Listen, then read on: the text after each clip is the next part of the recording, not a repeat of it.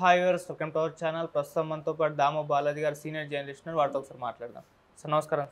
Sir, Pushpa 2 పైన expectations అయితే చాలా ఉన్నాయి సార్. నిన్న ప్రీ రిలీజ్ ఈవెంట్ కూడా ఏర్పాటు చేస్తారు పాట్నాలో. సో ట్రైలర్ కూడా రిలీజ్ చేస్తారు కదా, మరి ట్రైలర్ ఏ విధంగా ఉంది, మీ రివ్యూ ఏంటి, మరి ట్రైలర్ రెస్పాన్స్ పబ్లిక్ నుంచి ఏ విధంగా ఉంది? Allu Arjun the Pushpa 2 the rise అనే ట్రైలర్ రిలీజ్ ట్రైలర్ వచ్చింది. సో సినిమా రిలీజ్కి ముందు ఫైనల్ ట్రైలర్ ఇది. సో ఆల్రెడీ ఇంతకుముందు రిలీజ్ చేసిన టీజర్, ట్రైలరు, గ్లిమ్స్ అన్నిటికి కూడా మంచి రెస్పాన్స్ వచ్చింది. ఇదైతే జస్ట్ 16 అవర్స్లో 4 కోట్ల వ్యూస్ వచ్చాయి, దాదాపు 8 లక్షల లైక్స్ వచ్చాయి, 35,000 కామెంట్స్. ఇది ఒక రికార్డు. ఈవెన్ హిందీ ట్రైలర్ కూడా చాలా మంచి రెస్పాన్స్ వచ్చింది.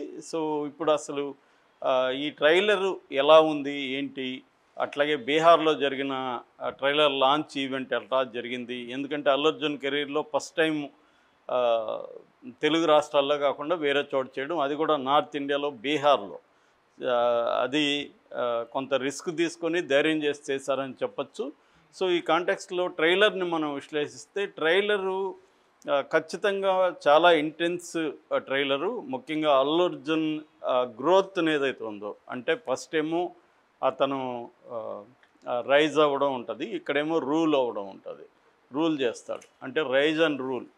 మామూలుగా జనరల్గానే ఈ గ్యాంగ్స్టరు లేదా మాఫియా మూవీలకి ఉండే టెంప్లెట్ అది. అంటే ఒక మామూలు స్థాయి నుంచి ఒక మాఫియా కింగ్ పిన్ వరకు ఎలా ఎదిగారనేదే గాడ్ ఫాదర్ దగ్గర నుంచి అన్ని సినిమాల టెంప్లెట్ అలాగే ఉంటుంది. ఇది కూడా అదే. ఫస్ట్ ఏమో అతను ఎలా రైజ్ అయ్యాడని, సెకండ్ ఏమో ఎలా రూల్ చేశాడని, దానికి తగినట్టే ట్రైలర్ ఉంది. అయితే రూల్ చేయడం అంటే వ్యతిరేకత లేదని చెప్పలేం. సో చాలా వ్యతిరేకత ఉంటుంది రూల్ చేయడంలో కూడా. దీంట్లో ప్రధానంగా ఈ ట్రైలర్లో మనకు కనిపించిన అంశాలు ఏంటంటే ఫ్యామిలీ. దాంట్లో కూడా ఫస్ట్లో కూడా ఫ్యామిలీ వాళ్ళ మదర్ సెంటిమెంట్ కానీ, భార్య ఆమెను లవ్ చేసే విషయం కానీ, ఫ్యామిలీకి చాలా ఇంపార్టెన్సు సుకుమార్ కానీ అల్లు అర్జున్ కానీ ఇచ్చారు. సెకండ్ది వచ్చి ఒక వాళ్ళిద్దరు రొమాన్స్ ట్రాక్, అది కూడా బాగా వర్కౌట్ అయింది. అంటే కొంత కామిక్గా ఉండే రొమాన్స్ ట్రాక్. దీంట్లో కొంత కామిక్గా ఉంటూ సీరియస్గా కూడా ఉన్నట్టుంది. భార్యాభర్తల మధ్య రిలేషన్షిప్, అంటే భార్య కాకముందు ఉండే వ్యవహారం వేరు, భార్య అయినాక ఏంటంటే ఎమోషనల్ రిలేషన్షిప్ కూడా దీంట్లో ఉంది. అంటే ఆ అమ్మాయి క్యారెక్టర్ కూడా బాగా డామినెంట్గా కనబడుతుంది. అట్లాగే దీంట్లో ఒక డైలాగ్ కూడా ఉంది, అదేంటంటే పెళ్ళం మాట మొగుడు ఉంటే ఎలా ఉంటుందో ఈ ప్రపంచానికి చూపిస్తానని అల్లు అర్జున్ చెప్తున్నాడు. అంటే ఆమెకి ఇంపార్టెన్స్ పెరిగింది. శ్రీవల్లి క్యారెక్టర్, శ్రీవల్లి పాత్రకి ఇంపార్టెన్స్ పెరిగినట్టుగా మనకు అర్థమవుతుంది. అల్లు అర్జున్ ఆమె కాళ్ళు పట్టుకుండడం, ఆమె ముఖం సీరియస్గా ఉండడం, తర్వాత అతన్ని తరుముతూ ఇది చేయడం, మదర్ దగ్గర దాక్కోవడం. So fun and emotion, fun, romance, ఈ 3 మిక్స్ అయినట్టుగా దీంట్లో కూడా కనిపిస్తుంది. అట్లాగే స్టేట్ అంటే గవర్నమెంట్కి సంబంధించిన వ్యతిరేకత ఇతనికి. రాజకీయ నాయకులు కావచ్చు, రాజకీయ నాయకులు మన జగపతి బాబు క్యారెక్టరు కొగడటం వీరప్రతాప్ అని కింద బోర్డు ఉంది, అతను మాట్లాడుతున్నాడు. ఎవడరా వీడు డబ్బంటే లెక్కలేదు, పవర్ అంటే లెక్కలేదని ఒక డైలాగ్ అతనికి పెట్టారు.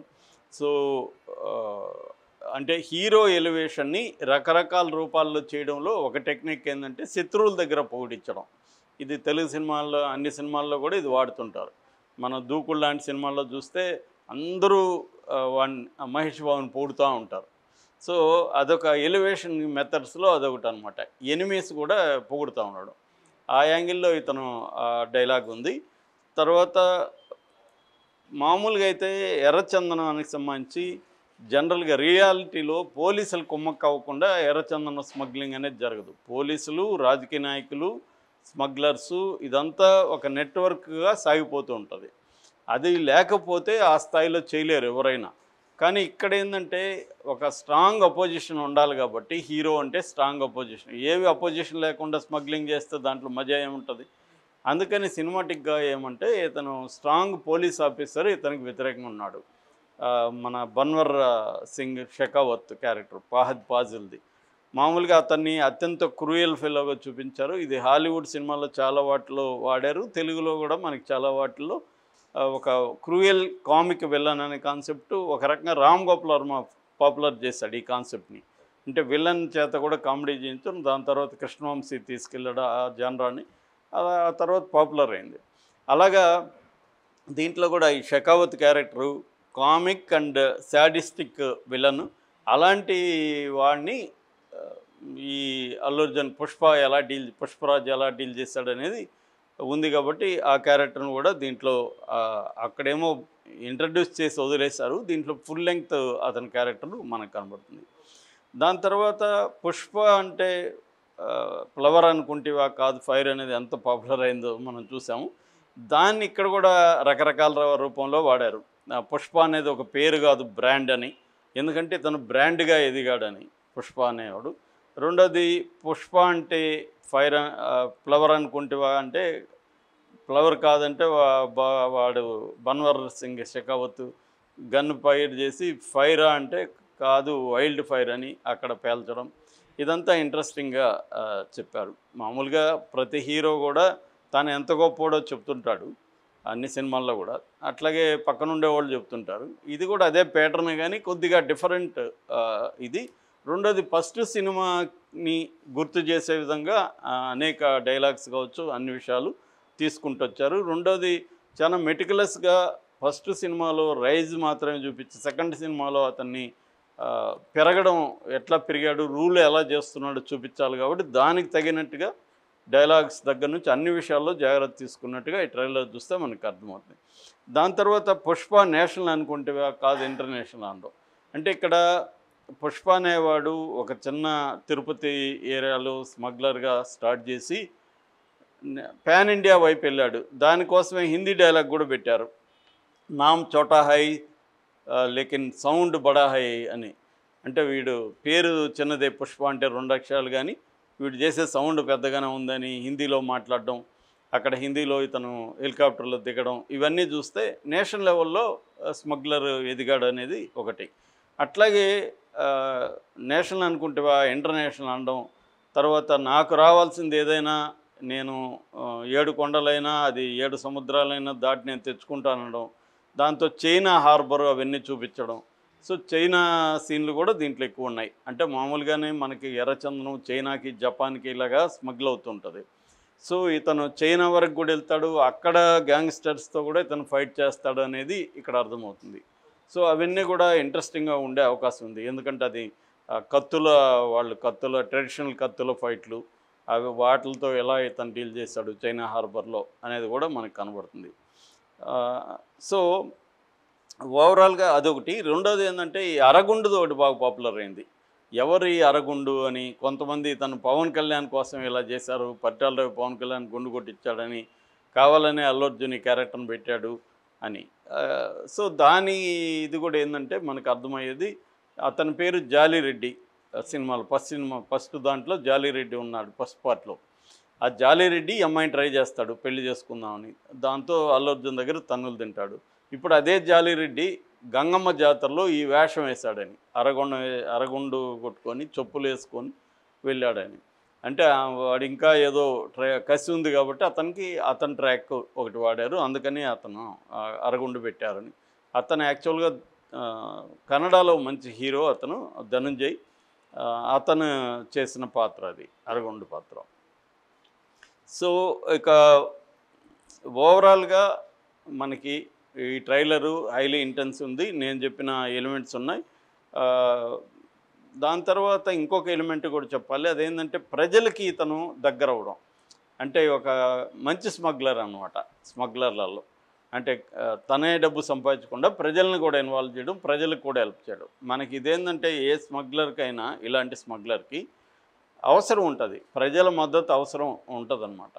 మనకి వీరప్పన్ కూడా, నేను వీరప్పన్ బయోగ్రఫీ కూడా ఆల్రెడీ చెప్పున్నాను మన ఛానల్లో. వీరప్పన్కి కూడా ఈ లక్షణం ఉంది. వీరప్పన్ ఏంటంటే చుట్టుపక్కల జనం కోఆపరేషన్ లేకుండా వీరప్పన్ దాదాపు 30 ఏళ్ళ పాటు నేషనల్ లెవెల్లో పోలీసుల్ని ఎస్టీఎఫ్ని ఎదుర్కొని 30 ఏళ్ళ పాటు సర్వైవర్ అంటే మాటలు కాదు. ఈవెన్ మావోయిస్టులే అతని దగ్గర నుంచి మనం నేర్చుకోవాలని ఒక పెద్ద ఆర్టికల్ రాసుకున్నారు అతను చనిపోయినప్పుడు. ఆ స్థాయిలో అంటే ప్రజల హెల్ప్ని ఎలా ఉండాలంటే 2 రకాలుగా వీరప్పన్ ఫాలో అయ్యాడు. ఒకటేమో ప్రజలకి గుళ్ళు కట్టించడం, వాళ్ళ పెళ్ళిళ్ళకి డబ్బులు ఇవ్వడం, వాళ్ళ ఏదైనా అవసరాలు ఉంటే ఇవ్వడం అదొకటి. 2 ఏదైనా పనులు చెప్పాడనుకో, వేరే పనులు ఎర్రచందనం ఇంకోటో మోసుకుపోయాడు అనుకో, అందరూ రూ. 50 ఇస్తుంటే ఇతను 500 1000 ఇవ్వడం. ఆ స్థాయి తేడా ఉంటుంది. అందువల్ల ఏమవుతుందంటే ఇతను ఏం చెప్పినా వాళ్ళు చేస్తారు. రెండోది వాళ్ళకి నమ్మకం ఉంటుంది. మూడోది ఇతను బెదిరించడం కూడా, వాళ్ళ భయం కూడా. అంటే భయము, ఆశ ఈ 2 కలిగించడం ద్వారా వీరప్పని కంట్రోల్ చేసుకున్నాడు. దీంట్లో కూడా అదే కనబడుతుంది. ఇక బీహారు మన ట్రైలర్ మీటింగ్కి వస్తే వాళ్ళే షాక్ అయ్యారంట. అంత జనం వచ్చేసారు బీహార్లో. మామూలుగా వీళ్ళు అనుకోలేదు. పాట్నాలో పెట్టారు, గాంధీ మైదాన్ అనే ఒక దీంట్లో గ్రౌండ్లో. వీళ్ళు ఎంత జనం వస్తారనుకోలేదు. పెద్ద ఎత్తున జనం వచ్చేసారు. అక్కడ ఆల్రెడీ అనిమల్ ద్వారా రష్మిక మందన్న కూడా పాపులర్. అల్లు అర్జున్ సినిమాలంతా వాళ్ళకి ఆల్రెడీ తెలుసు అనమాట. వాళ్ళకి ఫేవరెట్ హీరోల్లో అల్లు అర్జున్ ఒకడు. ఎందుకంటే హిందీ బెల్ట్లు ఏమవుతుందంటే, హిందీలో మాస్ సినిమాల ప్రొడక్షన్ అనేది లాంగ్ బ్యాక్ 20 ఏళ్ళకు ముందుగా ఆగిపోయింది.